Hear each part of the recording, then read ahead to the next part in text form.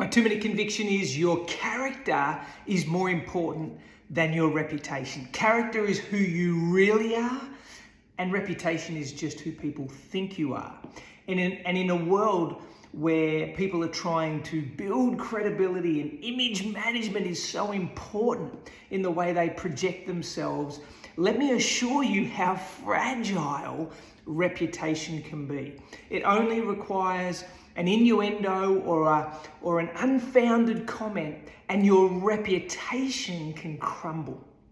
But your character is the bit that you get to control. In a world of variability and uncertainty, you choose your attitude, you decide your value set, you behave with purpose, and these are the things that characterize you, and the truth will never go out of fashion. So let me encourage you, your character is more important than your reputation. Have a great week.